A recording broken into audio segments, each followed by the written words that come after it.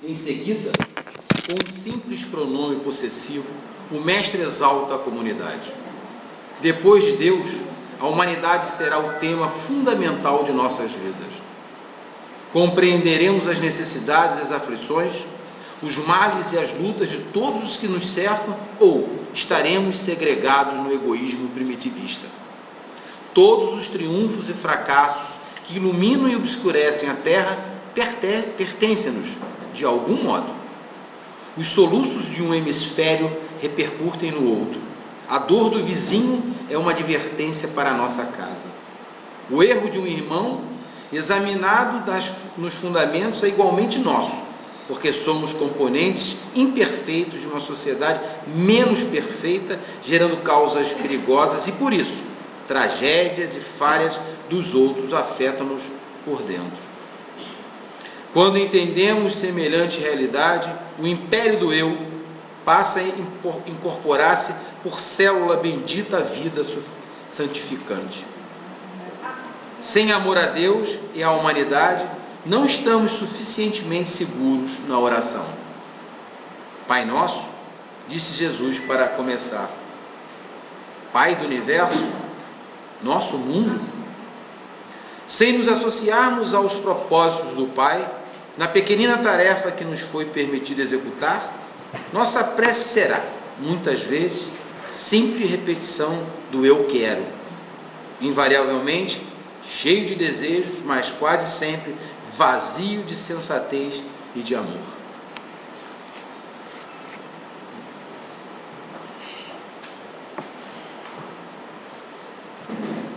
Vamos aproveitar essa atmosfera favorável, esse equilíbrio, para levantarmos os nossos pensamentos ao mais alto e agradecer a Deus, a Jesus, aos nossos amigos espirituais, aqueles que nos cercam com tanto carinho, com tanto amor, aqueles que nos orientam, nos acalentam, na maioria das vezes, nos suportam e nos sustentam. Agradecer essa casa que nos acolhe com tanto carinho, com tanto amor, sempre com as suas portas abertas, nos tornando cada vez mais os amigos do Cristo. Que hoje possamos sair daqui hoje mais tranquilos, mais aliviados e fortalecidos na fé, que cada vez mais nos fundamenta a doutrina dos Espíritos. Que a nossa irmãzinha Cláudia possa trazer para nós uma palavra segura, uma palavra de consolo e de conforto. Muito obrigado, Pai. Que assim seja. Graças a Deus. Vamos lá?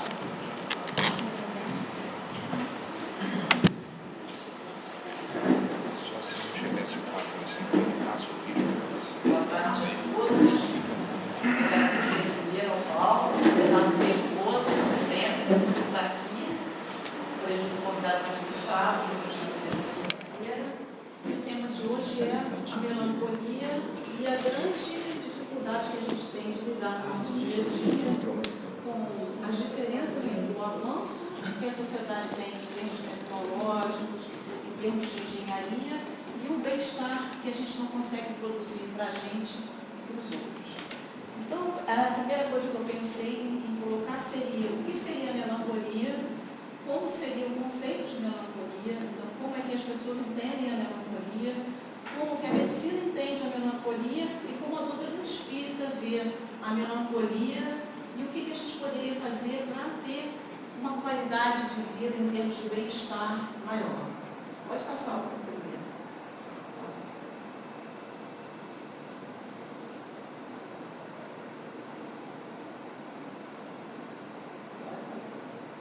Bom, então, esse daí foi tirado do YouTube, que eu achei uma palestra do Divaldo, né, onde ele exatamente vem falando a respeito dos transtornos de afetividade, e que ele fala que É incrível que a gente esteja no século XX, onde a longevidade aumentou, então a gente tem uma tecnologia de ponta que faz com que as pessoas vivam mais, tenham mais qualidade de vida.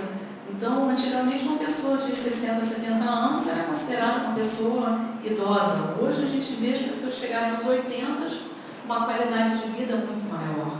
A gente tem em mãos uma série de drogas, uma série de tecnologia que a gente não tinha antigamente. E, ao mesmo tempo, a gente está diante do século que é chamado de século da depressão.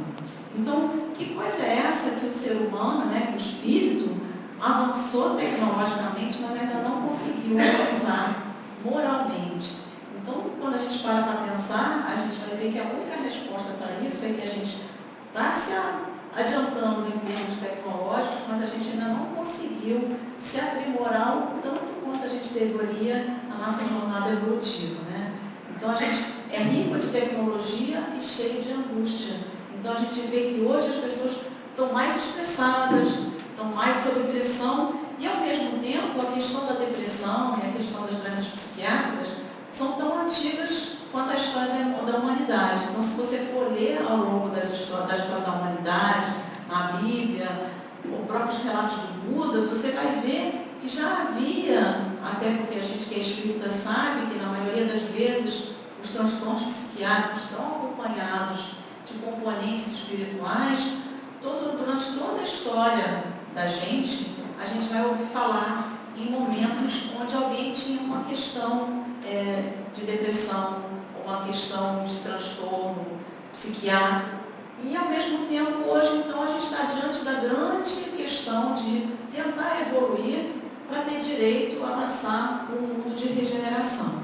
Então, esse é o grande desafio, o que a gente está fazendo com a vida da gente, para que a gente possa ter uma vida melhor, para que a gente possa proporcionar uma vida melhor para aqueles que vivem com a gente, e como que a gente faz para mudar o foco do olhar da gente. Então, quando a gente começa a pensar nas dificuldades que a gente tem, os problemas que a gente tem, então eu estou num momento difícil da minha vida, meu pai está muito doente, meu pai é uma pessoa muito importante para mim, ele foi pai e mãe para mim, e aí tem sido muito difícil para mim, e ao mesmo tempo ontem eu fiquei pensando, meu Deus, me ajuda a tentar pensar o quanto foi bom ter tido ele como companheiro, o quanto foi bom ter tido um pai que me auxiliou durante a vida toda, um pai que teve um filho com uma deficiência auditiva, porque eu tenho uma deficiência auditiva grave, e que sempre disse para mim que eu ia poder ser o que eu quisesse. Então, quando ele chegava do trabalho, que eu era pequenininha, ele me botava numa cadeirinha de comer e ele dizia, olha para mim enquanto eu falo, olha para mim enquanto eu falo. E aí, as pessoas diziam, ela não vai poder estudar, ela não vai poder fazer nada. E eu fui estudando na escola normal, e aí ele falou, a partir de hoje nós vamos começar a estudar da seguinte maneira, o que o professor falar você escreve, porque eu escutava mal, então eu não conseguia acompanhar. Então eu tive a oportunidade de ter um pai, e quando eu entrei fiz um concurso público para médico, o cara falou para mim, olha, eu não sei como você conseguiu ter chegado onde você chegou, mas eu vou te dizer uma coisa, você pode não ouvir o que as pessoas falam, mas você nunca vai deixar de ouvir o pulmão de uma criança. O tipo de som que eu não escuto não é o tipo de som que me permite trabalhar. Então eu fui abençoada duplamente, porque a minha deficiência não me impede de trabalhar. Eu às vezes escuto sopro que os meus alunos não escutam, e eu devo em parte isso daí ao meu pai. Mas como eu tenho que mudar, em vez de ficar pensando, eu não vou sobreviver sem ele, o que eu tenho que pensar? Meu Deus, como Deus foi bom para mim, em ter me dado um pai que sempre acreditou, que teve um olhar bom para mim, e que hoje está numa situação que eu tenho que compreender que de repente isso não é definitivo e a gente vai se reencontrar. Mas como é difícil a gente incorporar isso na hora que a gente está diante de uma real dificuldade. Então o que a gente tem que fazer é transformar o olhar da gente para as dificuldades que a gente tem, tentando ter uma visão espiritual dos problemas que a gente tem, e não momentâneo. Então o que está acontecendo na vida da gente é um momento na espiritualidade e não uma realidade. E isso faz com que a gente, de certa forma, suporte um pouquinho mais as coisas que estão acontecendo na vida da gente. Porque senão seria impossível você passar por determinadas coisas se a gente não tiver essa visão. Pode passar o próximo, por favor. Então, essa é passa tudo porque ele está então essa não é uma das primeiras coisas, né? Então, nós estamos em processo evolutivo. Tudo está se modificando o tempo inteiro. Então, eu preciso passar por determinados processos evolutivos para que eu possa criar novas capacidades, novas possibilidades afetivas de reconciliação, novas possibilidades e embates com questões próprias e com as questões dos outros. Então, a gente tem que pensar, se a própria vida material é transitória, que dirá são as nossas alegrias e as nossas tristezas, porque tudo é temporário. Então, quando a gente está diante de uma dificuldade, a gente realmente tende a pensar que aquilo nunca vai passar, porque a gente não vai conseguir lidar. Mas se a gente tiver em mente de que sempre haverá um processo, que Deus está sempre do nosso lado, que sempre haverá uma nova oportunidade, tanto seja de reconciliação, de recomeço, a gente vai conseguir entender que as coisas não são exatamente tão estanques quanto a gente está sentindo naquele momento. Então, ninguém é nada. A gente só tem de valor real o quê? O que a gente adquire enquanto espírito. Então, eu não sou médica, eu estou médica. Eu não sou pobre, eu não sou rico, eu não sou bonita, eu sou feia, eu não sou advogado, eu não sou poderoso. Isso tudo é alguma coisa que me chegou como um momento na minha evolução. Então, se a gente souber disso, a gente vai pensar muito bem em como a gente vai utilizar o que chega até a gente, de que forma a gente vai entender o que não chega até a gente, porque não era para chegar mesmo, e poder, de certa forma, tentar ir treinando esse olhar. Então, eu acho que no estágio evolutivo que a gente está, a gente não consegue se transformar de um dia para o outro. Isso é um treinamento. E esse treinamento passa por mudar o foco do olhar da gente. Então, se eu tenho uma dificuldade, se eu tenho uma dor, se eu tenho uma tristeza, de que forma eu posso compreender aquilo de uma outra maneira, procurar uma coisa boa naquilo que está acontecendo, entender quantas bênçãos a gente já recebeu até aquele momento. Então, muitas vezes a gente está diante de um certo problema na vida, mas a gente esquece tudo de bom que a gente já recebeu, todas as oportunidades que a gente já teve. Então, tudo é transitório, o bom e o ruim. Só não é transitório o quê? Passa para mim, por favor. Aquilo que a gente realmente consegue deixar para trás.